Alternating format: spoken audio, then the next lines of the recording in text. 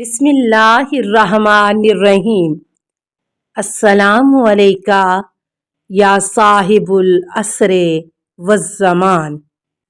السلام علی الحسین وعلی علی ابن الحسین وعلی اولاد الحسین وعلی اصحاب الحسین۔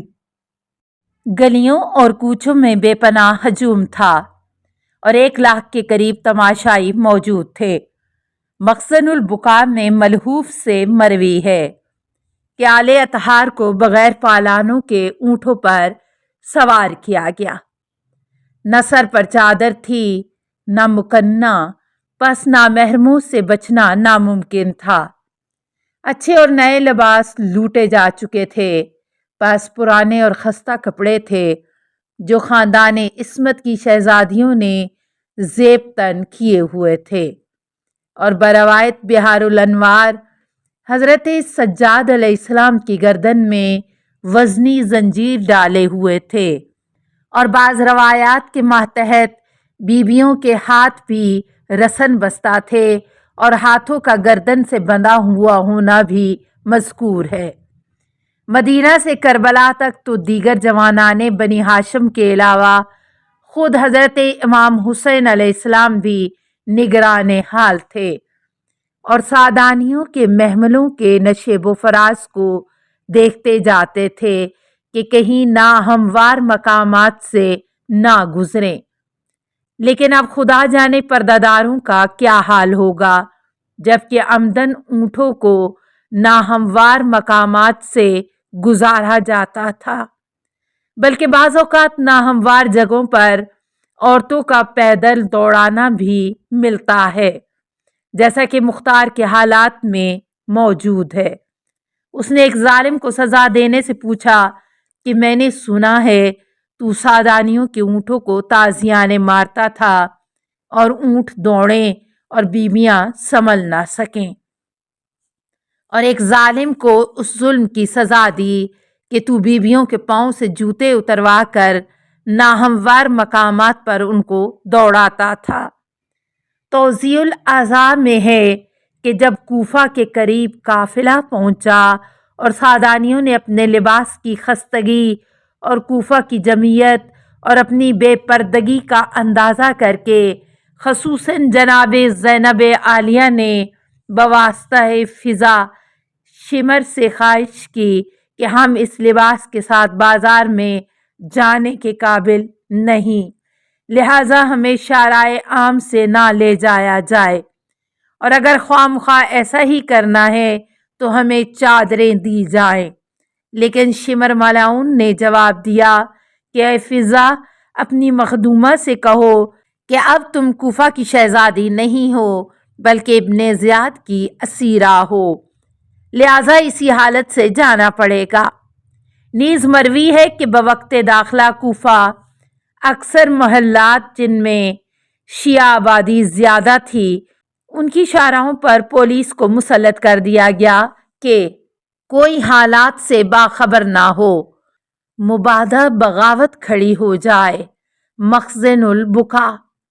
بی بی عالیہ نے بھائی کی شہادت کو زندہ کرنے کے لیے بازار میں خطبے بھی پڑھے اور اپنے حسب و نسب سے آگاہ بھی کیا، اور جو لوگ یہ سن چکے تھے کہ کوئی خارجی مارا گیا ہے ان کو معلوم ہو گیا کہ رسول کا خاندان تباہ کر دیا گیا ہے۔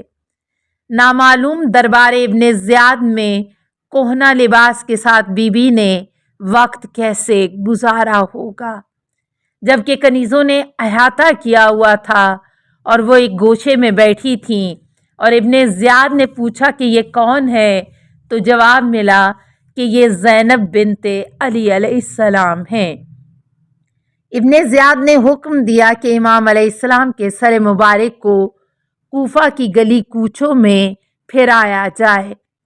فرسان الحجاب میں بروایت ابن شہر آشوب مذکور ہے کہ سر مبارک کو ایک گلی میں لٹکایا گیا تو کھانسنے کے بعد سر امام نے سورہ کہف کی تلاوت شروع کر دی، بس وہاں سے نقل کر کے آگے لے گئے اور ایک درخت پر لٹکایا گیا، اور سر مبارک نے وَسَيَعْلَمُ الَّذِينَ ظَلَمُوا أَيَّ مُنقلب ينقلبون کی تلاوت کی۔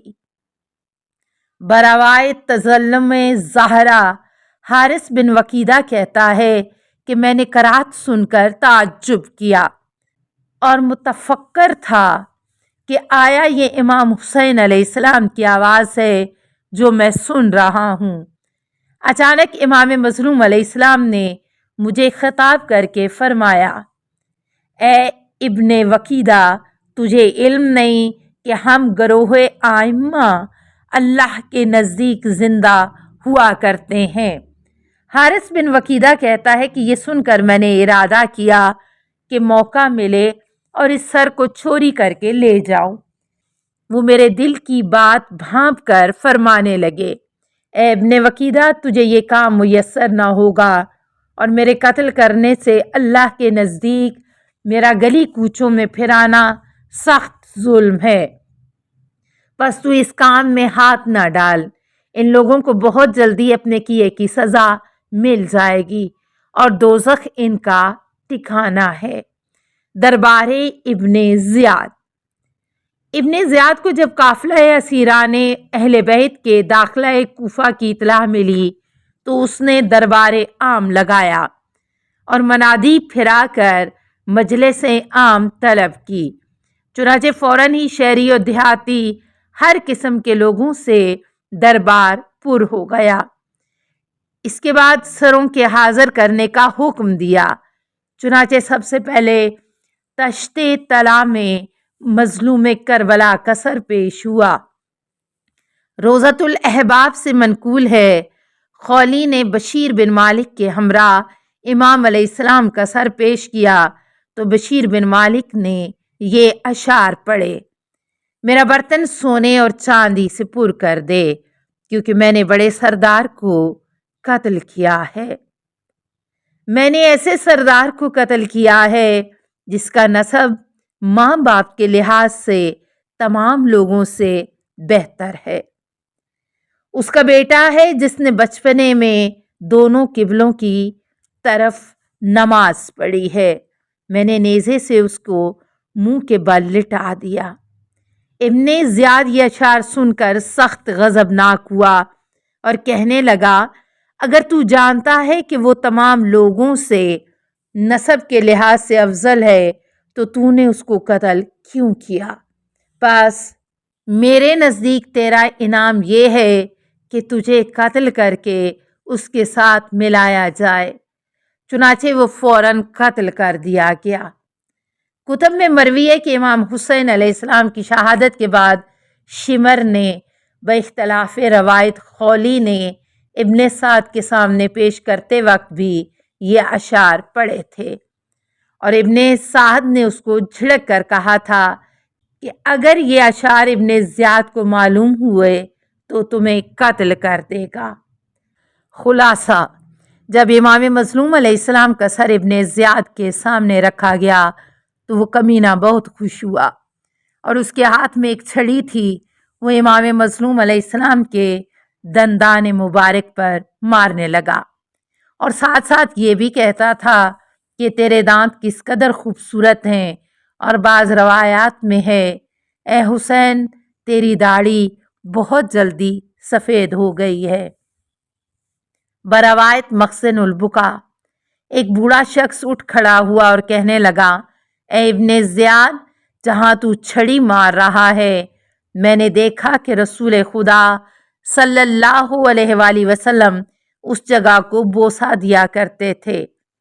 تو ابن زیاد ملعون نے جواب دیا، یہ جنگ بدر کا بدلہ ہے، یعنی اس کے باپ نے ہمارے اکابر کو جنگ بدر میں تحقیق کیا تھا اور ہم اب بدلہ لے رہے ہیں۔ فرسان الحجاب میں ہے، زاہد بن ارقم صحابی رسول صلی اللہ علیہ وآلہ وسلم جو پاس بیٹھا تھا اس سے برداشت نہ ہو سکا اور کہنے لگا، چھڑی ہٹا لے ان لبھائے مبارک سے، کہ مجھے خدائے واحد کی قسم اسی چھڑی کے مقام کو میں نے اپنی آنکھوں سے دیکھا ہے کہ جناب رسالت مآب صلی اللہ علیہ وآلہ وسلم بوسہ دیتے ہیں، اور ایک روایت میں ہے کہ انہی ہونٹوں پر میں نے رسول کے لبہائے مبارک رکھے ہوئے اتنی مرتبہ دیکھے کہ شمار سے باہر ہیں، اور وہ بار بار ان کو چومتے تھے۔ اس کے بعد زید ہائے ہائے کر کے رونے لگا۔ ابن زیاد نے جواب دیا، اگر تو بوڑھا نہ ہوتا اور تیری عقل ضائع نہ ہو چکی ہوتی تو میں تجھے قتل کر دیتا، کیونکہ تو ہماری فتح پر روتا ہے۔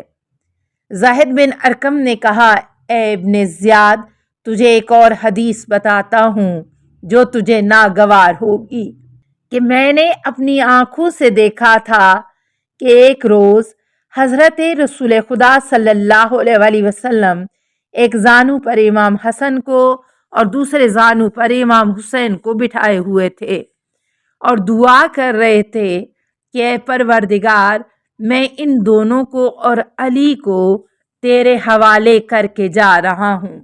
اے ابن زیاد، تو خود سوچ لے کہ رسول کی امانت سے تو نے کیا سلوک کیا ہے۔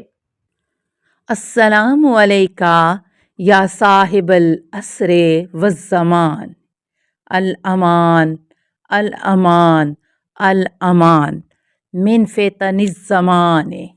السلام علیکہ یا خلیفۃ الرحمن، السلام علیکہ یا امام الانس والجان، السلام علیکہ یا مظہر الایمان، السلام علیکہ یا شریک القرآن، السلام علیکہ یا قاطع البرہان، السلام علیکہ یا امام زماننا ھذا اجل اللہ فرجک وسہل اللہ مخرجک وظہورک۔